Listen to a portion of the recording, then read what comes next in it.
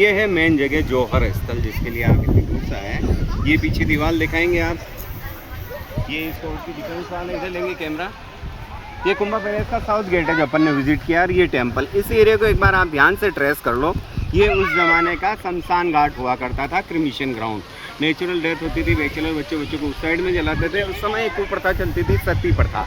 सती प्रथा में ये 2 प्लेटफॉर्म यूज किए जाते थे। राजघराने वाली औरतों को इसके ऊपर जलाते थे, आम सैनिकों की वीडियो को छोटे प्लेटफॉर्म पे जलाते थे। इसके आगे इधर लो कैमरा, ये जो आपने फोटो लिया और ये टूटा हुआ टेम्पल, ये गेट, दरवाजा, ये जो जगह देख रहे हैं आप, यहाँ ऐसे 31 से 40 फीट गहरा गड्ढा होता था। लास्ट जौहर यहाँ हुआ था 1568 के बाद कोई जौहर नहीं हुआ था। 1952 में 397 साल तक ये फोर्ट वीरान पड़ा रहा था। ऐसी स्थिति में ये फिलअप हो गया था। 1952 में जब एएसआई डिपार्टमेंट की स्थापना हुई थी, उन्होंने इसके एक्सकेवेशन का काम किया था, खुदाई का। इसके अंदर से जो राख मिट्टी हड्डियाँ निकली, उसका भारतीय पुरातत्व विभाग के अंदर एक कार्बन डिटेक्टिंग टेस्ट होता है, फिर वेरीफाई हुआ और 60 साल से गवर्नमेंट ने बोर्ड लगा रखा है। तो तीनों जौहर यहीं हुए थे। राजघराने वाली औरतें उस गेट से आती थी, आम सैनिकों की वीडियो उस गेट से आती थी। उधर करेंगे कैमरा। दोनों को सती द्वार बोला जाता है। पीछे एक देवी का टेम्पल होता था, इधर दिखाएंगे। इसकी पूजा करती थी। फिर अपने साथ जो छोटे बच्चे होते थे, मिल्क फीडिंग करने वाले या 2-5 साल तक के बच्चे, उनको पहले अपने हाथों से आग में फेंक देती थी, फिर खुद आग में कूद के अपने प्राणों की आहुति देती थी। अभी भी इनके वंशज उदयपुर सिटी पैलेस कल देखेंगे आप लोग, उसके पीछे उनका रेजिडेंस है स्वराज सिंह, लक्षराज सिंह। हर साल वो हिंदी कैलेंडर के हिसाब से होली के बाद जो फर्स्ट एकादशी आती है ना, उस दिन यहाँ पे भी हवन कुंड बना हुआ है। यहाँ पूरी दिन भर वो हवन करते हैं, पूर्णाहुति, श्रद्धांजलि देते हैं। वो इसलिए करते हैं कि उस समय जिन औरतों की, छोटे बच्चों की, गर्भवती स्त्रियों की असमय मृत्यु हो गई थी, उन सब की आत्माओं की शांति के लिए साल में एक दिन यहाँ हवन पूजन होता है। आसपास के राजा रजवाड़े वाले आते हैं। 30 से 40 हज़ार लेडीज और जेंट्स रहते हैं। सारे ट्रेडिशनल ड्रेस में एक मेले जैसा माहौल क्रिएट हो जाता है। उसको जौहर मेले के नाम से जाना जाता है। प्रिंट मीडिया और सोशल मीडिया में भी इसके बारे में आता रहता है। अगर आप यूट्यूब वगैरह पे सर्च करेंगे तो उस दिन की फोटोग्राफी, वीडियोग्राफी सारी देखने को मिलेगी। फर्स्ट जौहर यहाँ किया था 1303 के अंदर रानी पद्मिनी जी ने। उस समय का सबसे बड़ा जौहर था। इसी जगह पे 16,000 स्त्रियों ने एक साथ आग में कूद के अपने प्राणों की आहुति दी थी। उसके ऊपर एक फिल्म बनी। ये मैंने बताया नहीं, आपने नहीं देखा? ये पूरा एरिया होता था। उनकी रिकॉर्डिंग डिस्टर्ब हो जाएगी, तो आप कुछ पूछना बाद में पूछ लेना, है ना। तो फर्स्ट जौहर यहाँ किया था 1303 के अंदर रानी पद्मिनी जी ने। उस समय का सबसे बड़ा जौहर था। यही 16,000 स्त्रियों ने एक साथ आग में कूद के अपने प्राणों की आहुति दी थी। उसके ऊपर एक फिल्म बनी थी पद्मावत, देखिए आप लोगों ने। उसके अंदर बहुत सारी कंट्रोवर्सी थी। मेजर कंट्रोवर्सी ये थी, जब रानी पद्मिनी जी ने जौहर किया था, उसके 240 साल बाद एक मलिक मोहम्मद जयसी था, मुस्लिम था। उसने एक रासो लिखा था, नॉवेल होता ना, उपन्यास। तो रासो का सेल बढ़ाने के लिए उसने उसके अंदर बहुत सारा ट्विस्ट डाल दिया था। फर्स्ट ऑफ ऑल उसका नाम चेंज करके पद्मिनी से पद्मावत कर दिया था। दूसरा, उसके अंदर एक कृत्रिम कीड़ा डाल दिया था, राघव चेतन करके, जो पंडित था लंबे बाल वाला। रानी पद्मिनी जी की पर्सनल एक्टिविटीज़ को छुप छुप में देखता था। रावल रतन सिंह जी को पता चलता, वो उसको देश निकाला देते हैं। वो दिल्ली जाके अलाउद्दीन खिलजी को बताता है। ऐसा कोई कैरेक्टर था ही नहीं, उसने अपनी मर्जी से ही लिखा था। क्योंकि उस समय जो मेवाड़ स्टेट की बॉर्डर होती थी, वो खानवा और बयाना तक होती थी। वहाँ से मात्र 130 किलोमीटर दूर दिल्ली है। अलाउद्दीन खिलजी को तो ऑलरेडी पता था इतनी खूबसूरत कहानी है। तीसरा, उसने लिख दिया था, जब अलाउद्दीन खिलजी को किले के ऊपर लेके आया तो मिरर में से चेहरा दिखाया था, आईने में से। वो भी उसने गलत लिखा था, क्योंकि 13वीं शताब्दी के आसपास मेवाड़ स्टेट के अंदर मिरर का चलन ही नहीं था। इंपोर्ट होते थे, वो भी बेल्जियम से। मिरर नहीं, पानी के अंदर दिखाया नहीं था ना। मैं रियल स्टोरी बाद में बताऊंगा मैं। तो मेवाड़ के अंदर मिरर का चलन ही नहीं था, इंपोर्ट होते थे। और यहाँ के राजा इतने भी डरपोक और कायर नहीं थे कि अपनी बीवी का चेहरा किसी दुश्मन को दिखाने के लिए बेल्जियम से ग्लास मंगवाते। मेन इश्यू जो फंसा था उस फिल्म के अंदर, वो ये था, दीपिका पादुकोण ने रानी पद्मिनी जी का किरदार किया था। उसमें अपने राजस्थान का एक लोकल सॉन्ग घूमर घूमर करके, उसके ऊपर उसको डांस करते हुए दिखा दिया था। यहाँ की क्षत्रिय पार्टी करणी सेना करके, वो लोग नाराज़ हो गए थे। उन्होंने कहा, जिस औरत ने अपने स्वाभिमान और इज्जत की रक्षा करने के लिए आग में कूद के अपने प्राणों तक की आहुति दे दी, उसका किरदार करने वाली ऐसे फिल्मों में डांस वांस करती हुई दिखाई जाएगी तो हमारी धार्मिक भावनाओं को आहत होगी। जबकि उस ज़माने में जो कल्चर होती थी, मैंने बताया घूंघट प्रथा होती थी, रानी कभी पैलेस से भी बाहर नहीं निकलती थी। ये उस फिल्म के अंदर कंट्रोवर्सी थी।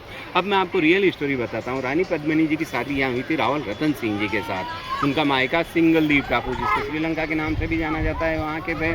जब उनकी शादी यहाँ हुई तो इतिहासकार बताते कि बहुत खूबसूरत थे। जैसे महाराष्ट्र बाजीराव मस्तानी थे, उनके कंपेरेटिवली थे। उस समय दिल्ली के बादशाह थे अलाउद्दीन खिलजी, बहुत क्रूर, आक्रामक और अय्याश नेचर के थे। वो रानी पद्मिनी जी को लेने के लिए रहते 7,000 सैनिक लेके। अपन लास्ट में विजिट करेंगे सूरजपोल गेट, उसके नीचे एक बहुत बड़ा युद्ध का मैदान है, वहाँ आके उन्होंने डेरा डाल दिया था। 2 महीने तक राव रतन सिंह जी और अलाउद्दीन खिलजी के बीच में कोई वार्तालाप नहीं होती है, तो राव रतन सिंह जी को बुलाते हैं, एक समझौता करते हैं। भाई मैं दिल्ली का बादशाह से आया हूँ, मुझे एक बार आपका फोर्ट विजिट करना, रानी पद्मिनी जी को देखना है। राव रतन सिंह जी ने फोर्ट विजिट करने की परमिशन दे दी और रानी पद्मिनी जी को दिखाने के लिए मना कर दिया, क्योंकि राजपूतों में एक ऐसी परंपरा होती है, अपनी बीवी का चेहरा किसी दुश्मन को नहीं दिखाया जाता। तो रानी पद्मिनी जी का चेहरा कहीं नहीं दिखाया था, वो किताबों और मैगजीन वगैरह में लिखा हुआ था। तो उसको किले के ऊपर लेके आते हैं, तसल्ली से फोर्ट विजिट कराते हैं, अच्छी मेहमान नवाजी करते हैं, अच्छी खातेदारी करते हैं। शाम का समय होता है, रावल रतन सिंह जी उसको सी ऑफ करने के लिए उसके खेमे तक चले जाते हैं छोड़ने के लिए। वहाँ अलाउद्दीन खिलजी रावल रतन सिंह जी को धोखे से बंदी बना लेता है। किडनैप करने के बाद किले पे खबर भिजवाता है कि अब अगर मेरे को रानी पद्मिनी जी मिलेंगे तो ही मैं इनको रिहा करूँगा, नहीं तो कुछ समय पश्चात इनकी भी हत्या कर दूँगा। रानी पद्मिनी जी जितने खूबसूरत थे उतने चालाक भी थे। धोखे का बदला धोखा, ट्रीट फॉर ट्रेड। उस समय 2 सेनापति हुआ करते थे, गौरा और बादल। उनको साथ लेके बैठते हैं, एक युद्ध नीति तय करते हैं और खबर भिजवा देते हैं कि मैं अकेली नहीं आऊँगी, मेरे साथ मेरी फ्रेंड मेड सर्वेंट सब आएगी। आप 700 पालकियों की व्यवस्था कर फोर्ट पे भिजवा दे, मैं आने के लिए तैयार हूँ। अलाउद्दीन खिलजी ने जो 700 पालकियाँ भेजी थी, उन सब के अंदर सशस्त्र योद्धा बैठ जाते। खड़ा होता है ना पालकी उठाने वाले, वो भी योद्धा थे। 7 से 8 हज़ार आदमी पूरा लाव लश्कर हाथी घोड़ा लेके नीचे जाते हैं। वहाँ युद्ध होता है। युद्ध में रावल रतन सिंह जी को बचा के किले के ऊपर लेके आ जाते हैं। गौरा और बादल की वहीं शहादत हो जाती है। अलाउद्दीन खिलजी को दिल्ली भिजवा देते हैं। ये अलाउद्दीन खिलजी के जीवन की पहली हार थी। इससे पहले कि उसने किसी के आगे हार नहीं मानी। दूसरा, कुछ भी करके हुक एंड कुक उसको रानी पद्मिनी जी चाहिए। 3 साल बाद 1303 के अंदर फिर वो इस फोर्ट पर अटैक करता है। उस समय वो 20,000 सेना लेके आता है। इस फोर्ट को चारों तरफ से छावनी की तरह घेर लेता है। 6 महीने तक इस फोर्ट को घेर के रखता है। खेती सारी नीचे होती थी, अनाज आना बंद हो जाता है। 6 महीने बाद ऐसी स्थिति हो जाती है कि बुजुर्ग और छोटे बच्चे भूख से मरने लग जाते हैं। उस समय रावल रतन सिंह जी अंतिम निर्णय लेते हैं कि अब युद्ध करना पड़ेगा। युद्ध हुआ। युद्ध में रावल रतन सिंह जी के साथ लगभग 16,000 सैनिक शहीद हो जाते हैं। केसरिया फ्लैग झुकने के साथ ही किले पे इन्फॉर्मेशन आ जाती कि अपन ये फोर्ट हार गए। इससे पहले कि अलाउद्दीन खिलजी किले पे आता, रानी पद्मिनी जी को लेके जाता, उन्होंने जो 16,000 सैनिक शहीद हुए थे, उन सब की वीरांगनाओं को साथ में ले आ रहे हैं। एक बहुत बड़ी चीता जलाई और 16,000 स्त्रियों ने एक के बाद एक हर हर महादेव का नारा लगा के आग में कूद के अपने प्राणों की आहुति दे दी थी।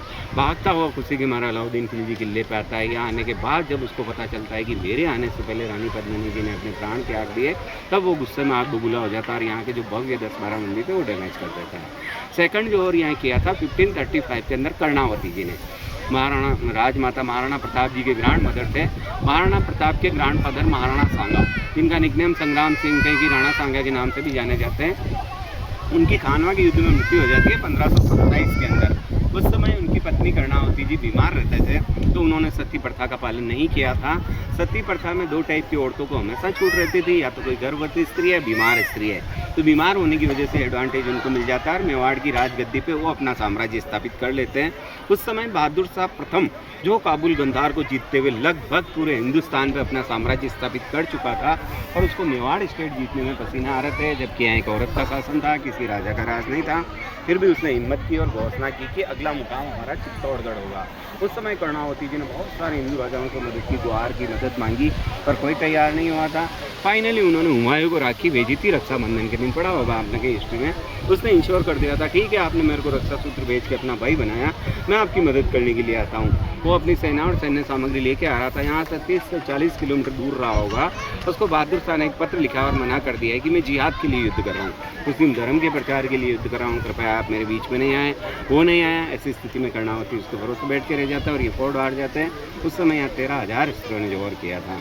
लास्ट जोहर यहाँ हुआ था 1568 के अंदर। अभी इसको थोड़ा ध्यान से समझना पड़ेगा आप लोगों को। 1565 में इसकी राजधानी चेंज कर दी थी उदय सिंह जी ने, उदयपुर। अकबर का एक बहुत बड़ा ड्रीम था एक बार पूरे हिंदुस्तान पे मेरे को साम्राज्य स्थापित करना। कई बार उसने महाराणा प्रताप जी को ऑफर भी दिया था कि मैं आपको आधे हिंदुस्तान का साम्राज्य दे दूंगा, बस एक बार मेरी अधीनता स्वीकार कर लो। पर उन्होंने ये पैसको उसको टुकड़ा दी थी। सेना की कमी होने की वजह से हल्दी घाटी चले गए थे। वहीं भील आदिवासी के घुमक्कड़ जाति के जो लोग होते हैं ना, उनको लेके नया सैनिक संगठन खड़ा कर रहे थे। उस समय अकबर अपना ईगो सेटिस्फाइड करने के लिए न्यू कैपिटल उदयपुर अटैक नहीं करके उसने ओल्ड कैपिटल चित्तौड़गढ़ पे अटैक कर दिया था। उस समय यहाँ कोई राजा नहीं थे, 2 सेनापति हुआ करते थे, जयमल जी और फत्ता जी। वो ये फोर्ट हार जाते हैं। तो उस समय यहाँ 7,000 स्त्रियों ने जोहर किया था। तो तीनों जोहर यही हुए थे। अब आप इमेजिन करो सर, यहाँ इतना गहरा गड्ढा था। ये जो टेम्पल अभी आता देख रहे हैं ना, ये उस समय हाइट पे दिखा करता था। तीसरा, ये सामने समाधीश्वर मंदिर है। फर्स्ट ऑफ ऑल शमशान में होने की वजह से इसका नाम समाधीश्वर मंदिर है। हिंदुस्तान के किसी भी शमशान में जाएंगे, ये वाला? हाँ, किसी भी शमशान में जाएंगे वहाँ एक टेम्पल, तालाब या नदी जरूर देखने को मिलेगा। इसको बनाया था सर 11वीं सेंचुरी में, 1000 साल पहले। एमपी के राजा भोज ने, जो भोपाल के पास में दाड़ जिला है, वहाँ के राजा थे। उस ज़माने में कोई लिपिबद्ध रिकॉर्ड नहीं होता था, कौन सा राजा कब आ गया। तो मेवाड़ के फैमिली फ्रेंड थे वो। जब भी यहाँ आते कोई इनको ऐसा इंफ्रास्ट्रक्चर या टेम्पल खड़ा करके जाते कि हिस्ट्री में हमेशा उनका नाम चलता रहे। बहुत उदार और दयालु प्रवृत्ति के थे। उनके लिए एक कहावत चलती है, सुनी होगी आपने, कहाँ राजा भोज कहाँ गंगू तेली। उन्होंने इसका निर्माण कराया था 1303 के हमले में अलाउद्दीन खिलजी ने इसको भी डिस्ट्रॉय कर दिया था। वापस इसको रिनोवेट कराया था महाराणा कुंभा के पिताजी मोक्कल जी ने। मोक्कल जी का टेम्पल भी बोलते हैं इसको। इस टेम्पल की एक खासियत है, इसके अंदर एक ही पत्थर है 9 फीट का। इसके अंदर 3 प्रतिमाएं बनी हुई, ब्रह्मा विष्णु महेश, जो गॉड के आइडल हैं। उसके नीचे स्पोर्ट का आइकॉनिक टैंक है, गौमुख कुंड, नेचुरल स्विमिंग पूल है। वो जो टनल दिखाया ना मैंने, वो यहाँ आके एग्जिट होता है। तो घूंघट प्रथा होने की वजह से रानी टनल से आती थी और टनल से ही चली जाती थी। गौमुख का मतलब ये होता है गाय का मुंह लगा हुआ है, उसके अंदर से 1200 साल तक कंटिन्यू पानी आता रहता है। हिस्ट्री में कहीं लिखा हुआ नहीं है पानी कहाँ से आता है, पर भौगोलिक कारण ये ऊपर जितने तालाब बने हुए हैं उनके सीपेज का पानी आता है, इंटरकनेक्टेड करके यहाँ गाय का मुँह लगा दिया। इसके ओवरफ्लो का पानी जब आप फर्स्ट गेट चढ़े थे तो वाटरफॉल के रूप में नीचे गिरता रहता है। हर जगह की कोई न कोई कहावतें, किस्से, किंवदंती, लोक मान्यताएँ होती, हिस्ट्री में नहीं लिखी रहती है, लेकिन किसी के साथ शेयर करने से हिस्ट्री में थोड़ा सा ट्विस्ट आ जाता है। अब जो मैं आपको बात बताऊंगा ये ऑथेंटिक रूप से कहीं हिस्ट्री में नहीं लिखी हुई है, पर चित्तौड़गढ़ के बारे में एक ऐसी लोक मान्यता है। एक नाथ संप्रदाय के बहुत बड़े संत हुए थे, कई साल तक बैठ के उन्होंने तपस्या की, फिर गंगा माता प्रसन्न हुई और वरदान दिया कि जब तक ये सृष्टि रहेगी तब तक ये पानी चलता रहेगा। तो चित्तौड़गढ़ के बारे में एक लोक कहावत चलती है, गौमुख जरे जरना पड़े, नरभे नाची ठोर, बरसों बरस तक कोई तपस्या करे, जब आवे गढ़ चित्तौड़। तो गढ़ चित्तौड़गढ़ है, बाकी सब गढ़ैया, रानियों में रानी पद्मनी जी, बाकी सब पदैया, और राजाओं में राजा श्री रामचंद्र जी, बाकी सब रजैया। ऐसी हैं गढ़ों को गढ़ चित्तौड़गढ़।